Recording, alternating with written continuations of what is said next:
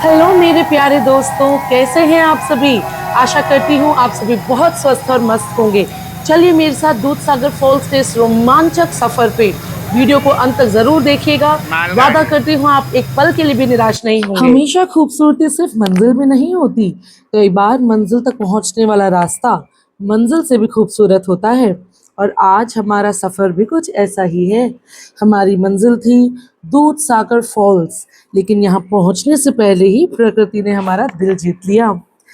दोस्तों, दूध सागर फॉल्स गोवा और कर्नाटका के बॉर्डर पर भगवान महावीर वाइल्ड लाइफ सेंचुरी के अंदर स्थित है।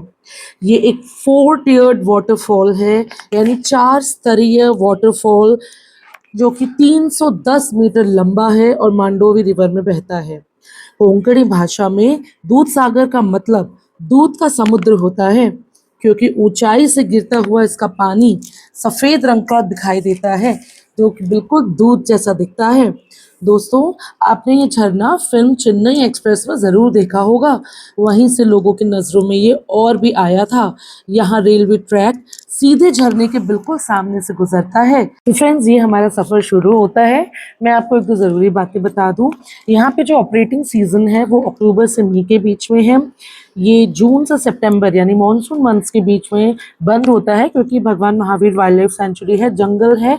बारिश के मौसम में एक तो एनिमल्स का मीटिंग सीजन होता है, दूसरा यहाँ पे इतना कीचड़ होता है कि सफारी हो ही नहीं सकती। जैसे बाकी की सफारीज ऑल ओवर इंडिया बारिश के मौसम में बंद रहती है, जीप्स कीचड़ में धंस जाती हैं, इसलिए जून से सितंबर ये बंद रहता है। और यहाँ आने के लिए या तो आप गोवा घूमने आए, तो जैसे आप बाकी जगह घूमने जाते हैं अपने गाड़ी ड्राइवर के साथ आ सकते हैं, या फिर जो नियरेस्ट रेलवे स्टेशन है वो है कुलेम, उससे आप आ सकते हैं। तो गोवा मडगांव वाली जो ट्रेन है वो कुलेम स्टेशन पर रुकती है, आप वहाँ से आ सकते हैं। यहाँ के जो टाइमिंग्स हैं वो सुबह 7 बजे से शाम के 5 बजे तक हैं।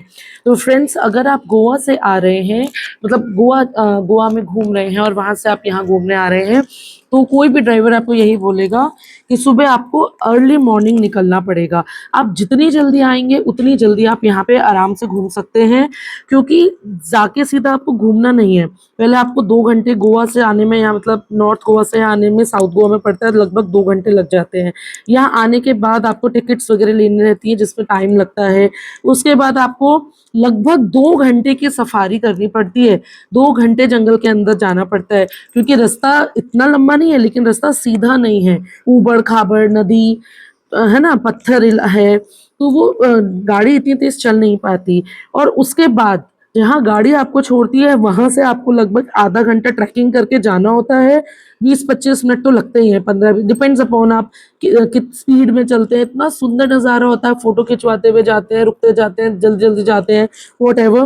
तो आपको 15-20 मिनट जाना होता है, 15-20 मिनट आना होता है, और 10-15 मिनट आपको उस स्पॉट पे, झरने पे आपको टाइम स्पेंड करने के लिए मिलता है। क्योंकि इतनी सारी गाड़ियां जाती हैं, इतनी सारी गाड़ियां आती हैं, इतने सारे लोग आते हैं, तो 1 घंटे का टाइम रहता है हमारे हाथ में। 1 घंटे में हमें ट्रैकिंग करके नीचे जाना, आना और सब कुछ करना रहता है। तो ये इतना सुंदर जंगल का रास्ता कवर करते हुए हम पहुंच गए फाइनली उस जगह पे जहाँ से अब हम अपनी ट्रैकिंग शुरू करेंगे। फ्रेंड्स, मैं आपको जीप के बारे में कुछ बता दूं। एक जीप में 7 से 8 लोग बैठते हैं, और पर पर्सन 600 to 700 या शायद 700 to 800 वो लोग चार्ज करते हैं। तो आप चाहें तो अपनी पूरी पर्सनल जीप भी बुक कर सकते हैं, उसके 3-4 हज़ार कुछ अमाउंट रहता है। बेसिकली उन सब 8 लोगों का पैसा वो आप सिंगल से वसूलते हैं। प्लस वो आपको स्टार्टिंग में ही लाइफ जैकेट्स देते हैं, और जंगल में एंट्री का कुछ टिकट होता है। तो हम सबके साथ कंफर्टेबल नहीं थे, तो हमने पूरी पर्सनल जीप बुक की थी। उस पूरी जीप में हम सिर्फ 4 लोग थे और एक ड्राइवर था। तो हमने अपनी जर्नी स्टार्ट की, और पूरे जंगल को क्रॉस करते हुए बीच बीच में बहुत सारी हमें नदियाँ मिली, जिनको हमने पार किया। चारों तरफ हरियाली, रास्ते में कुछ जानवर भी दिखे, चारों ओर बड़े बड़े पहाड़, ढेर सारे धक्के खाते हुए हिलते डुलते हमने प्रकृति के उस सबसे खूबसूरत और अनछुए रूप को महसूस किया दोस्तों, जो हम शहरों में रह के कभी भी महसूस नहीं कर पाते। फाइनली हम उस जगह पे पहुंच गए थे जहां से जीप से उतरकर हमको अपनी ट्रैकिंग शुरू करनी थी। ये ट्रैकिंग वैसे ज़्यादा लंबी नहीं है, 10-15-20 मिनट का रास्ता है, बट देख रहे हैं आप जैसे बड़ी बड़ी चट्टानें हैं और नज़ारे इतने सुंदर हैं। तो ये लोगों पे भी डिपेंड करता है कि वो कितना धीरे जाते हैं, कितना धीरे आते हैं। नज़ारे देखते हुए, फोटो खिंचवाते हुए जाते हैं। कुछ सीनियर सिटीजन्स भी आए थे घूमने फ्रेंड्स वहाँ पे, उनको थोड़ा सा चलने में प्रॉब्लम हुई क्योंकि कई बार आपको बड़ी बड़ी चट्टानें भी चढ़नी पड़ेंगी, तो उस हिसाब से लोगों के चलने की स्पीड के ऊपर टाइम डिपेंड करता है। बट इतना मुश्किल नहीं है। जब आप नज़ारा देखेंगे ना, वाटरफॉल्स आपके सामने आएगी, आपकी सारी थकान, सारे मतलब जो कष्ट हैं जो आपने यहाँ तक उठाए हैं आने के लिए, सारे खत्म हो जाएंगे। जैसे ही दूध सागर फॉल्स हमारी नज़रों के सामने आया दोस्तों, मैं क्या ही बताऊं, हम बस देखते ही रह गए। कैमरा भी उस खूबसूरती को पूरी तरह कैद नहीं कर पाया।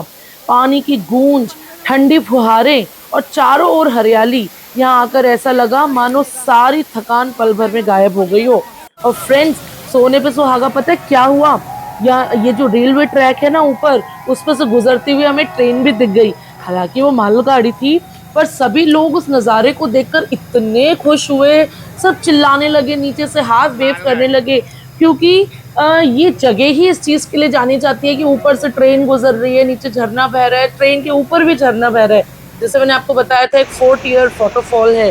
तो सब लोग इतने एक्साइटेड हो गए ना उस ट्रेन को देख के, वो उस चीज़ ने हमारा दिन बना दिया। इस झरने को, इसकी खूबसूरती देखते ही बनती है फ्रेंड्स।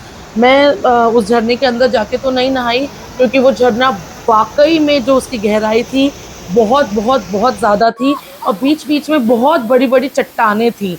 कई बार मतलब ऐसा भी हुआ, हमारे सामने हमने देखा कि कई लोगों ने डाइव मारने की कोशिश की और उनको एक्चुअली में लग गई थी उस समय पे बहुत ज़्यादा। डाइव आप जाएं तो आप बिल्कुल भी डाइव ना करें और अपने रिस्क पे जाके स्विमिंग करें, क्योंकि ये बहुत गहरा है। मैं तो कहती हूँ जो प्रोफेशनल स्विमर्स हो, जिनको बहुत अच्छे से स्विमिंग आती है, वही जाइए। बाकी ये नज़ारा इतना अद्भुत है कि आप साइड में चट्टान पे पाँव डाल के भी बैठेंगे ना, तो भी आपको मज़ा आ जाएगा दोस्तों। दिल छू लिया इस मनमोहक दृश्य ने। फ्रेंड्स, यहाँ आकर लगा कि प्रकृति सच में भगवान की सबसे खूबसूरत रचना है। सच में जन्नत है ये जगह। अगर आपको प्रकृति से प्यार है तो दूधसागर फॉल्स आपकी ट्रेवल लिस्ट में ज़रूर होना चाहिए। यहाँ सिर्फ मंजिल ही नहीं, पूरा सफ़र आपको याद रहेगा।